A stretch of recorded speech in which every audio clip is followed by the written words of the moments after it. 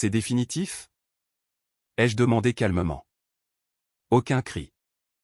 Juste une question après avoir été licencié la veille de ma retraite. Vous ne vouliez tout simplement pas payer les 1,4 million que j'avais gagnés. Je suis marché vers ma voiture. Eh bien. Le système se souvient de tout. Vous connaissez ce sentiment, quand vous entamez ce qui devrait être votre tour. De gloire et qu'à la place, vous recevez un coup de poing en plein ventre? C'est exactement ce qui m'est arrivé, alors que j'entamais mon avant-dernier jour chez Midstate Financial.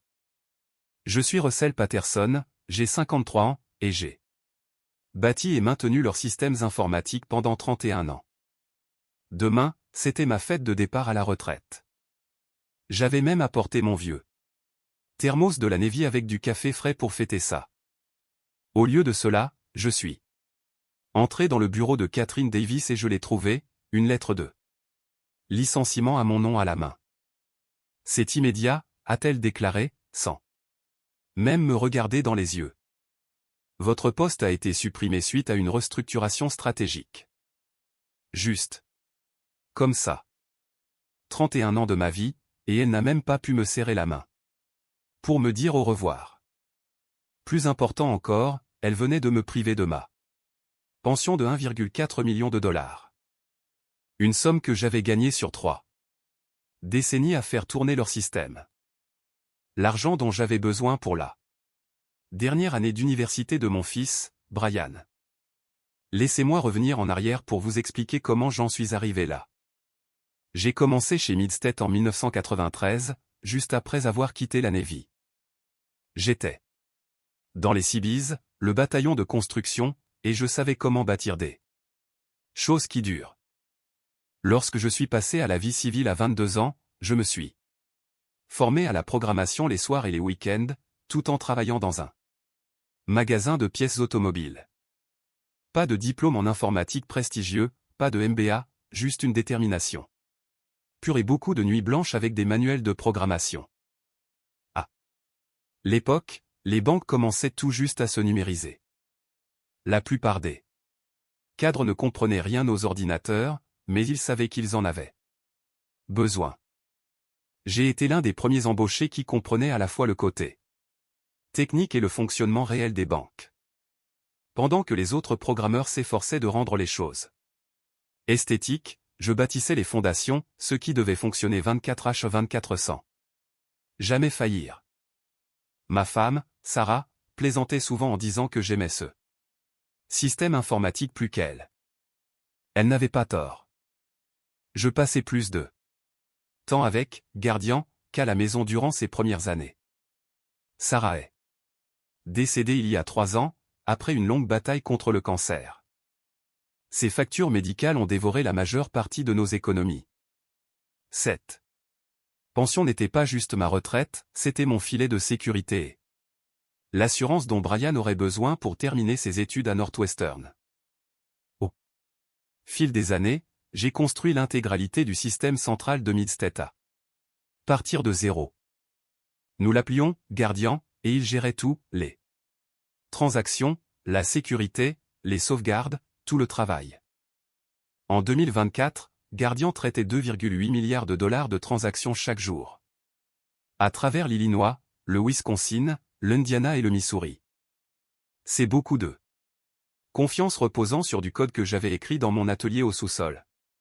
Au même endroit où je restaurais des moteurs de Chevy classiques, les week-ends. Quand Brian grandissait. Le truc avec la création de systèmes, c'est qu'on n'écrit pas juste du code. On anticipe ce qui pourrait mal tourner. On planifie les désastres. On construit des garde-fous. Quand on vient de la Navy, on comprend que la loi de Murphy n'est pas qu'un dicton, c'est un mode de vie. Tout ce qui peut mal tourner finira par mal tourner, alors mieux vaut être préparé. Vers 2009, j'ai commencé à remarquer des choses qui me dérangeaient. Midstate grandissait vite, et les nouveaux dirigeants prenaient des décisions qui rognaient sur la sécurité. Ils voulaient des déploiements plus rapides, des solutions moins chères, et ils ne voulaient rien entendre des problèmes potentiels. Quand je soulevais des inquiétudes sur les vulnérabilités d'eux, Sécurité, il hochait poliment la tête avant d'ignorer mes rapports. C'est là que j'ai intégré quelque chose dans Guardian, dont je n'ai jamais parlé. À personne. Je l'appelais le protocole de neutralisation éthique. Ce n'était pas malveillant. Voyez cela comme un système d'hommes morts. Tant que j'étais là. Pour maintenir le système correctement, tout fonctionnerait comme sur des roulettes. Mais s'il m'arrivait quelque chose, si j'étais évincé de mon poste, sans protocole de transition adéquat, le système se protégerait lui-même. J'ai tout documenté dans un rapport que j'ai envoyé au conseil d'administration. En 2015. Je l'ai intitulé « Protocole de sécurité et de transition système ». J'y expliquais que Guardian disposait de garde-fous intégrés exigeant des procédures de transfert appropriées. Je n'étais pas sournois, j'étais responsable. Ce rapport a pris la poussière dans leur dossier pendant 9 ans. Personne ne l'a jamais lu. Le protocole fonctionnait ainsi, Guardian vérifiait continuellement que le personnel autorisé exerçait une surveillance appropriée. Il vérifiait mes habitudes de connexion, mes revues d'état du système, mes mises à jour de sécurité. Tant que tout semblait normal, le système fonctionnait à pleine capacité.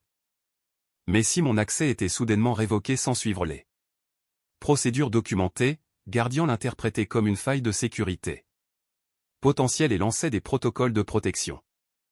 Je l'avais conçu après avoir vu trop d'entreprises se faire avoir par le départ soudain de personnel technique clé. Les gens partaient, parfois licenciés, parfois démissionnaires, et il emportait avec eux des connaissances critiques. Les entreprises passaient des mois à essayer de comprendre comment leur propre système fonctionnait. Je voulais éviter cela à Midstead, mais je voulais aussi m'assurer que quiconque maintiendrait le système comprenne la responsabilité qu'il assumait. Avance rapide jusqu'en 2023, quand Catherine Davis est arrivée en tant que nouvelle PDG. Elle avait 34 ans, sortait tout juste de Stanford avec un MBA en poche et une tête pleine de buzzwords de la Silicon Valley. Elle appelait les réunions des, puis à innovation, et qualifiait les licenciements des optimisation des talents. Elle était tout ce que je n'étais pas, jeune, agressive, et absolument convaincue que l'expérience n'était qu'un mot pour dire obsolète. Catherine a fait venir sa propre équipe de jeunes loups qui parlaient de disrupter les processus hérités, et de rationaliser les protocoles obsolètes. Ils regardaient Guardian comme si c'était une antiquité qu'il fallait jeter pour la remplacer par quelque chose de plus brillant.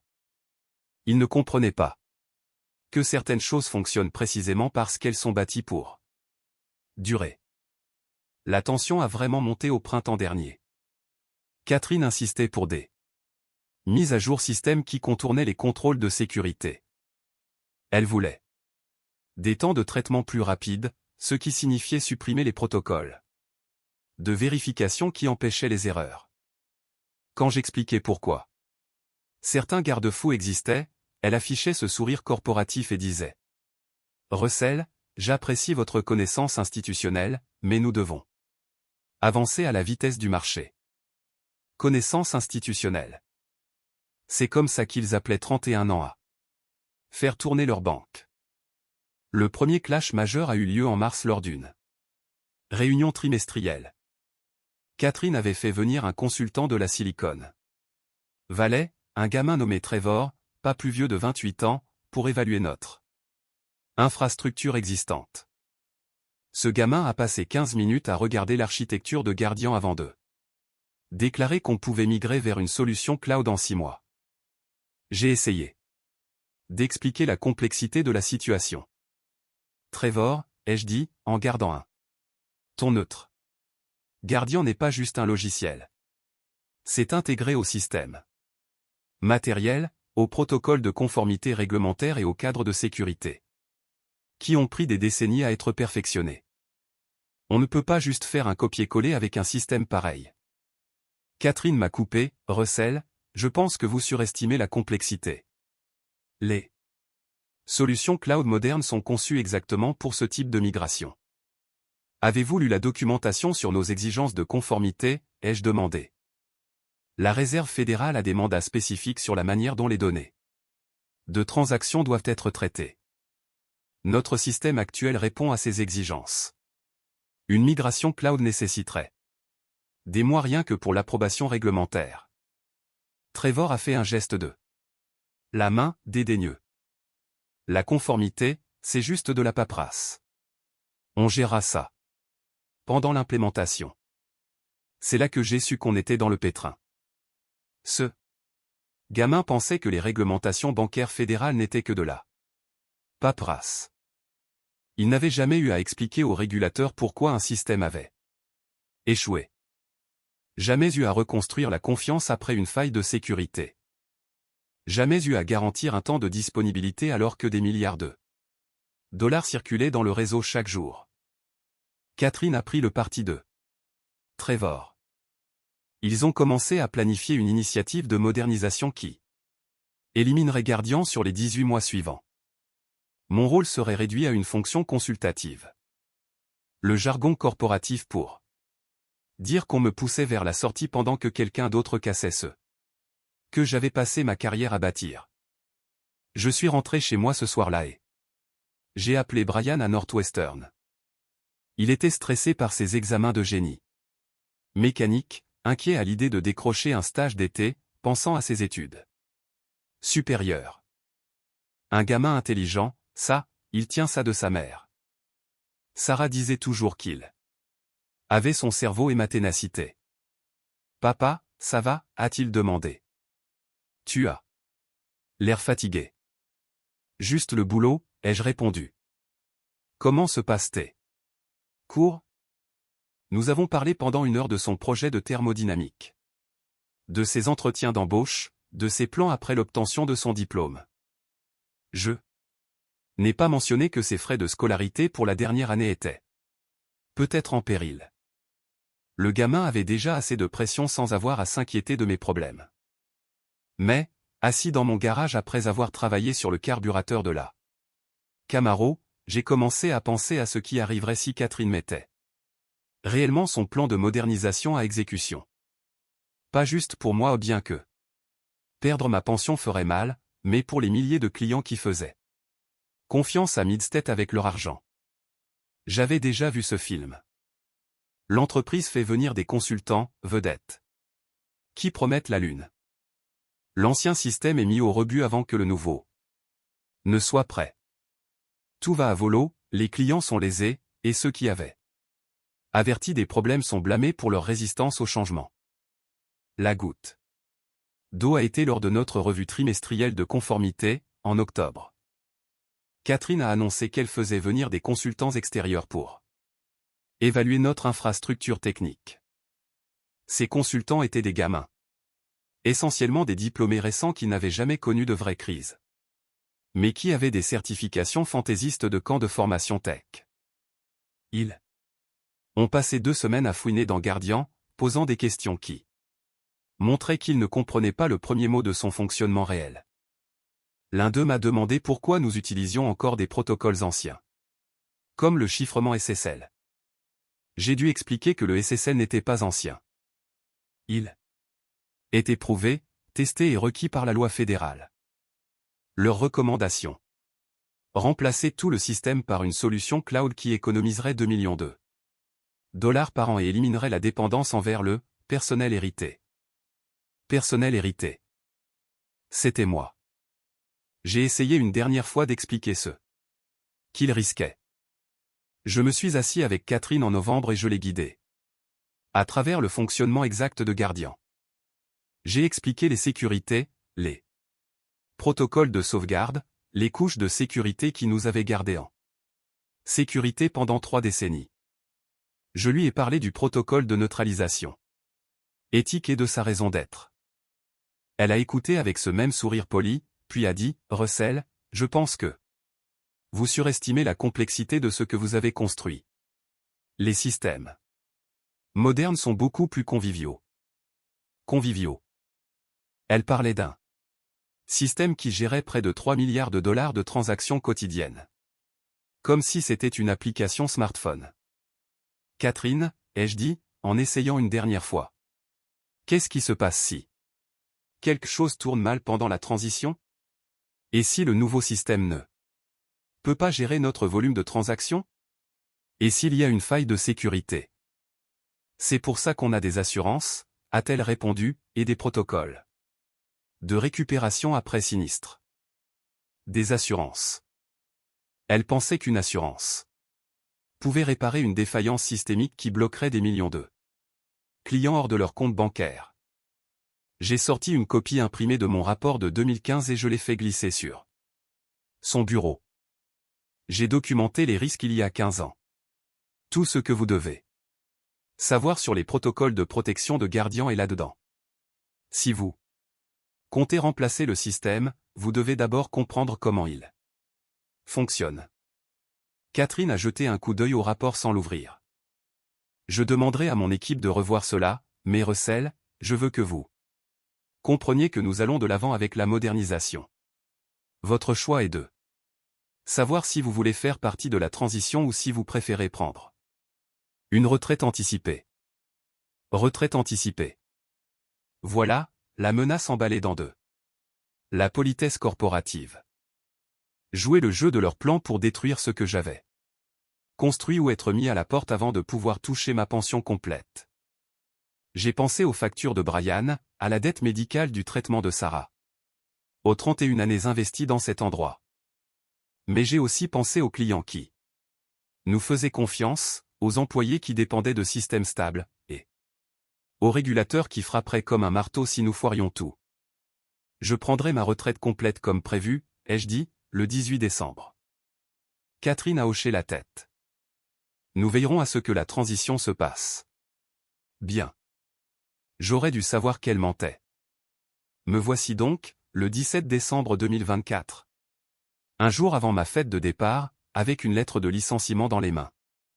Catherine a expliqué qu'ils accéléraient le calendrier de transition et que mes services n'étaient plus requis. Elle m'a remercié pour mes services et a dit que les RH géreraient les détails. Le calcul était brutal et simple. En me licenciant un jour trop tôt, il évitait de payer ma pension complète. Au lieu des 1,4 million gagnés en 31 ans, j'aurais un package de licenciement de base, peut-être 200 000 $ si j'avais de la chance. Ils économiseraient plus d'1 million avec une signature sur une lettre de licenciement. J'ai regardé cette lettre pendant un long moment. La facture de scolarité de Brian pour le semestre de printemps était due en janvier, 18 000 $ que j'avais prévu de payer avec mon fonds de pension. Sans cet argent, il devrait abandonner ses études 3 mois avant d'obtenir son diplôme d'ingénieur. Vous auriez dû lire mon rapport de 2015, ai-je dit calmement, en pliant la lettre et en la mettant dans la poche de ma veste. Catherine avait l'air confuse. Quel rapport? J'ai failli rire. 9 ans que ce rapport traînait dans leur dossier, les avertissant exactement de ce qui arriverait s'ils m'enlevaient sans procédure de transition appropriée. 9 ans qu'ils avaient pour lire 12 pages qui auraient pu prévenir ce qui était sur le point de se produire. Le rapport de sécurité système que j'ai envoyé au conseil, ai-je expliqué. Celui qui documentait les protocoles de protection de Guardian. Elle avait toujours l'air vide. Bien sûr, elle ne l'avait pas lu. Pourquoi l'aurait-elle fait? Ce n'était que de la documentation héritée du « vieux » qu'ils étaient en train de pousser vers la sortie. Je me suis levé et j'ai marché vers la porte. Bonne chance avec votre modernisation, Catherine. Je n'ai pas claqué la porte. Je n'ai pas élevé la voix. Je suis simplement sorti avec la même prestance militaire à Priscilly. À 35 ans dans la Navy. Contrôlez vos émotions. Évaluez la situation. Exécutez votre mission. J'ai vidé mon bureau en 15 minutes. 31 ans de travail tenaient dans 2 boîtes. En carton, quelques photos personnelles, mon mug de café de la Navy, quelques manuels techniques que j'avais moi-même écrits. L'agent de sécurité qui m'a escorté était désolé. Désolé pour ça, monsieur Patterson. Ça ne semble pas juste. Je ne fais qu'obéir aux ordres, ai-je dit. Je comprenais ça. Nous avons tous un travail à faire. Je suis sorti de ce bâtiment pour la dernière fois à 8h32, badge en main. Je ne me suis pas retourné. Je suis rentré chez moi, je me suis servi une tasse de café frais de mon vieux thermos et j'ai appelé Brian. Papa, tu ne devrais pas être au travail? Changement de programme, fiston. Ai-je dit, en essayant de garder une voix stable. J'ai pris ma retraite un jour en avance. C'est génial. Donc, c'est officiellement fini. Comment tu te sens?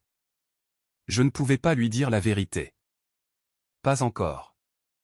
Le gamin était en pleine semaine d'examen, stressé par la présentation de son projet de fin d'études. Il n'avait pas besoin de savoir que ses frais de scolarité étaient en péril. Parce que l'entreprise de son père avait décidé de le baiser pour une ligne budgétaire. C'est étrange, ai-je dit. 31 ans et c'est juste fini comme ça. Eh bien, maintenant tu peux te concentrer sur la restauration de cette Camaro et peut-être qu'on pourra aller pêcher plus souvent. Pêcher?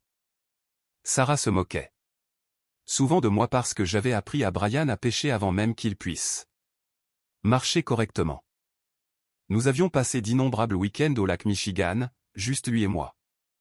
Avec nos cannes et une glacière remplie de sandwichs. Certains de mes meilleurs souvenirs. Ouais, ai-je dit. On ira certainement pêcher plus souvent. Après avoir accroché, je me suis assis dans ma cuisine et j'ai attendu.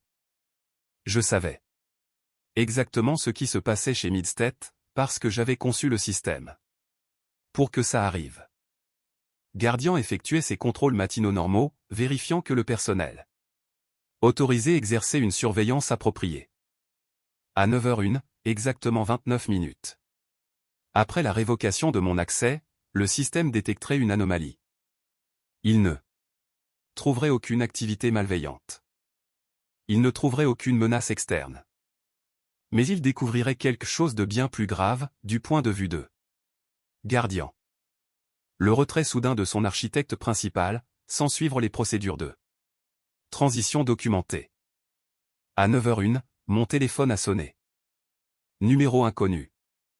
J'ai laissé sonner. À 9h15, ça a sonné à nouveau. Cette fois, j'ai reconnu le numéro direct du bureau de Catherine. J'ai laissé sonner aussi.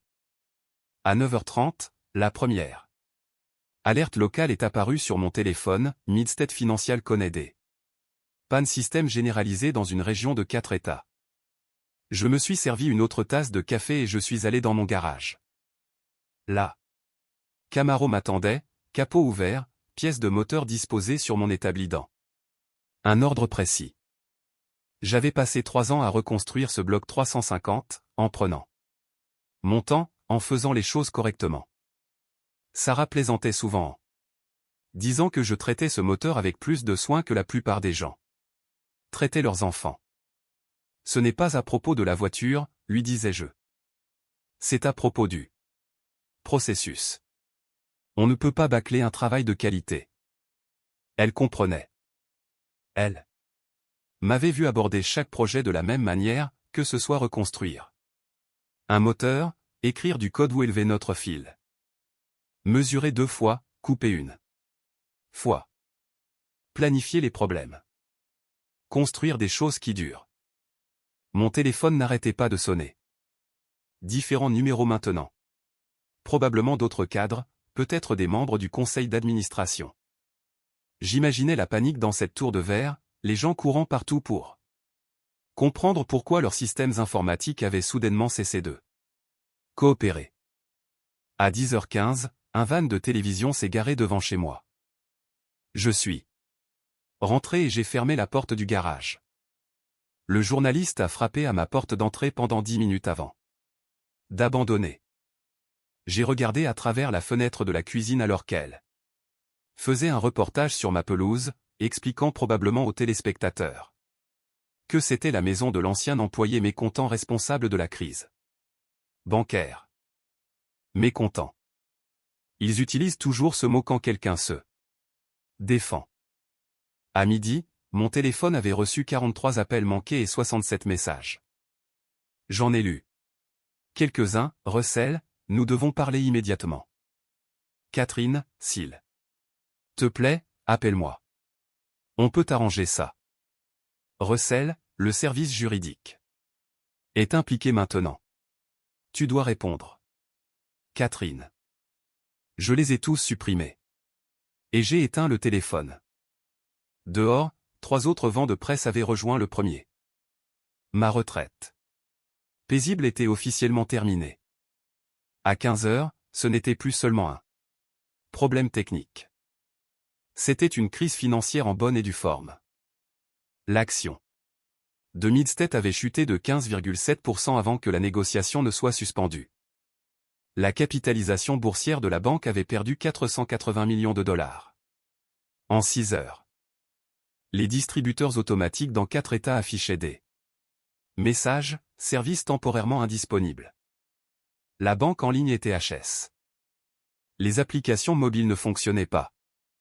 Même les ordinateurs des agences étaient bloqués hors des systèmes centraux.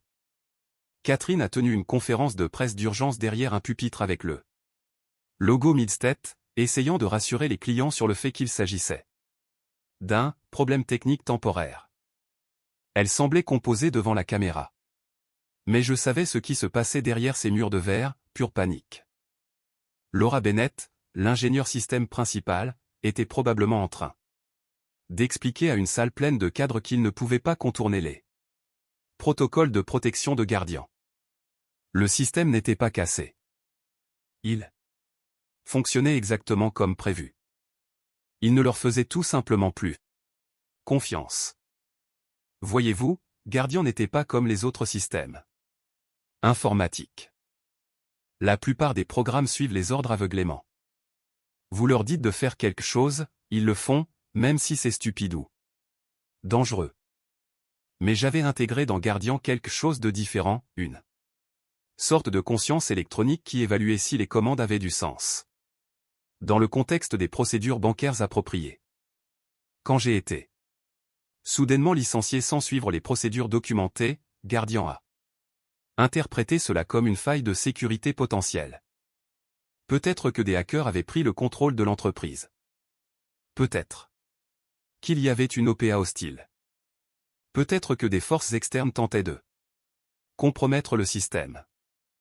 Guardian ne pouvait pas en être sûr, alors il a fait ce que tout bon système de sécurité devrait faire, il a protégé les actifs sous son contrôle jusqu'à ce que la situation puisse être correctement évaluée. Le plus beau, c'est que Guardian ne détruisait rien. Les données des comptes clients étaient en sécurité. Les enregistrements de transactions étaient intacts. Le système refusait juste de traiter de nouvelles transactions jusqu'à ce qu'une autorisation appropriée soit restaurée. Du point de vue de Guardian, il était responsable. Du point de vue de Catherine, c'était un désastre. À 16 heures, on a sonné à ma porte. J'ai regardé par le Judas et j'ai vu une femme en costume tenant des documents juridiques. Probablement un huissier. Je n'ai pas répondu. Tout ce qu'ils essayaient de me signifier pouvait attendre. 1 heure plus tard, mon téléphone a sonné. Brian appelait de Northwestern. Papa, je viens de voir les infos. Est-ce que ça va? Ils disent que Midstead fait une sorte de crise de nerfs informatiques et ils ont mentionné ton nom. Je redoutais cet appel. Je vais bien, fiston. Juste un peu de drame au boulot. Papa. La voix de Brian était sérieuse. Maintenant. Il avait hérité de sa mère cette capacité à couper court. Absurdité. Les infos disent que tu as été licencié hier et maintenant le système informatique de la banque est tombé. Ce n'est pas une coïncidence. Un gamin intelligent. Trop intelligent pour lui mentir. Tu as raison, ai-je dit. Ce n'est pas une coïncidence. Ils m'ont viré un jour avant la retraite pour éviter de payer ma pension. Le système informatique que j'ai bâti a des protocoles de sécurité qui s'activent quand ça arrive. Un silence à l'autre. Bout du fil. Puis, papa, on parle de combien d'argent pour la pension? 1,4 million. Une autre pause. C'est mon argent pour l'université, n'est-ce pas? Et mes études supérieures. Et ne t'inquiète pas pour ça pour l'instant. Concentre-toi sur tes examens. Comment je peux me concentrer sur mes examens quand mon éducation vient d'être détournée par la cupidité corporative? C'est là que j'ai su que Brian était vraiment le fils de sa mère. Sarah n'a jamais pu supporter l'injustice, surtout quand elle faisait du mal aux gens qu'elle aimait. Le système se résoudra de lui-même, lui ai-je dit, d'une manière ou d'une autre. Qu'est-ce que ça veut dire? Ça veut dire que ton vieux a construit quelque chose qui se protège tout seul. Et parfois, la protection ressemble à un combat. À 18h, la crise a atteint les informations du soir. Chaque réseau majeur portait l'histoire. Banque régionale paralysée par un système informatique voyou. Ils ont interviewé des clients en colère, des employés inquiets et des analystes financiers prédisant la fin du monde. Catherine est apparue au journal de 20h. Flanquée d'avocats et de spécialistes en relations publiques. Elle a annoncé que Milstead explorait toutes les options juridiques pour résoudre la situation, y compris des poursuites potentielles contre d'anciens employés ayant pu saboter l'infrastructure critique. Sabotage. C'est comme ça qu'ils appellent ça quand votre propre système de sécurité fonctionne trop bien. Le lendemain matin, je me suis réveillé pour trouver la carte de visite de mon avocat glissée sous ma porte d'entrée, avec une note, Russell, la chaîne 7 veut une interview. Il est peut-être temps de donner ta version. Jim Martinez. Jim était un bon gars, un ancien pote de la Navy devenu avocat après son service. Je l'avais appelé la veille, au cas où. J'ai fait du café, je me suis assis dans ma cuisine et j'ai pensé à Sarah. Elle m'avait toujours dit de défendre ce qui était juste, même quand c'était difficile, surtout quand c'était difficile. À 10h, j'ai appelé la chaîne 7. L'interview a été diffusée ce soir-là. J'ai fait simple, expliquant que j'avais construit des protocoles de sécurité pour protéger la banque contre les transitions inappropriées. Je leur ai montré ma documentation de 2015, toujours non lue après 9 ans. J'ai expliqué que licencier un architecte système senior un jour avant sa retraite, sans procédure de transfert appropriée, était exactement le genre de situation qui déclenchait des protocoles de protection. Ce n'est pas du sabotage, ai-je dit aux journalistes. C'est un système de sécurité qui fait exactement ce pour quoi il a été conçu, protéger la banque contre des décisions de gestion médiocres. Le lendemain, le conseil d'administration de Milstead a tenu une réunion d'urgence. À midi, Catherine Davis était virée de son poste de PDG. La déclaration officielle citait des désaccords fondamentaux concernant la gestion du personnel et la sécurité opérationnelle. 2 jours plus tard, Laura Bennett m'a appelé directement. Russell, le conseil veut te faire revenir en tant que consultant. Réintégration complète, rappel de salaire, et ils respecteront les conditions originales de ta pension. Et le système? Ai-je demandé. Toujours verrouillé. Nous avons besoin que tu autorises les protocoles de transition. J'y ai réfléchi un instant. Je le ferai à une condition, Brian Patterson, mon fils, obtient un stage rémunéré dans votre département d'ingénierie cet été. Avec une offre de poste à temps plein après l'obtention de son diplôme s'il le souhaite. C'est entendu.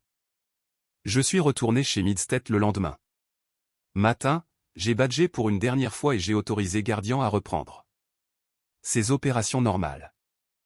Le système s'est remis en ligne en douceur, comme s'il se réveillait d'un long sommeil.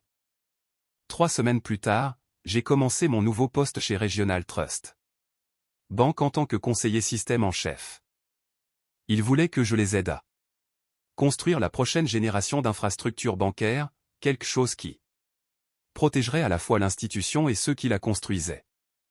Brian a obtenu son diplôme avec la mention « summa cum laude » ce printemps-là. Il a pris son stage chez Midstead et a appris des leçons précieuses sur l'intégrité, les conséquences et le fait de se tenir debout pour ce qui est juste. Parfois, la meilleure vengeance est simplement de laisser le système fonctionner comme il est censé le faire.